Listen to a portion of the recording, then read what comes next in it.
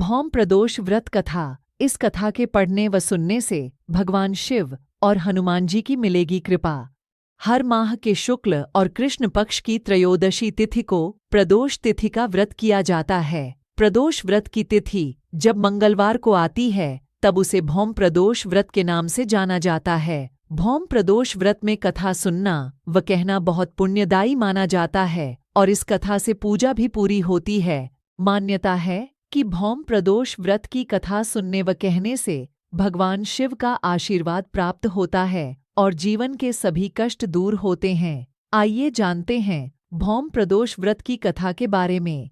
भौम प्रदोष व्रत कथा। सूतजी बोले, अब मैं मंगल त्रयोदशी प्रदोष व्रत का विधि विधान कहता हूँ। मंगलवार का दिन व्याधियों का नाशक है। इस व्रत में एक समय व्रती को गेहूं और गुड़ का भोजन करना चाहिए। इस व्रत के करने से मनुष्य सभी पापों व रोगों से मुक्त हो जाता है। इसमें किसी प्रकार का संशय नहीं है। अब मैं आपको उस बुढ़िया की कथा सुनाता हूँ जिसने यह व्रत किया व मोक्ष को प्राप्त हुई। अत्यंत प्राचीन काल की घटना है। एक नगर में एक बुढ़िया रहती थी। उसके मंगलिया नाम का एक पुत्र था। वृद्धा को हनुमान जी पर बड़ी श्रद्धा थी। वह प्रत्येक मंगलवार को हनुमान जी का व्रत रखकर यथाविधि उनका भोग लगाती थी। इसके अलावा मंगलवार को एक न तो घर लीपती थी और न ही मिट्टी खोदती थी। इसी प्रकार से व्रत रखते हुए जब उसे काफी दिन बीत गए तो हनुमान जी ने सोचा कि चलो आज इस वृद्धा की श्रद्धा की परीक्षा करें। वे साधु का वेश बनाकर उसके द्वार पर जा पहुँचे और पुकारा, है कोई हनुमान का भक्त जो हमारी इच्छा पूरी करे। वृद्धा ने यह पुकार सुनी तो बाहर आई और महाराज क्या आज्ञा है। साधु वेशधारी हनुमान जी बोले कि मैं बहुत भूखा हूँ, भोजन करूँगा, तू थोड़ी सी जमीन लीप दे। वृद्धा बड़ी दुविधा में पड़ गई। अंत में हाथ जोड़कर प्रार्थना की, हे महाराज, लीपने और मिट्टी खोदने के अतिरिक्त जो काम आप कहें वह मैं करने को तैयार हूँ।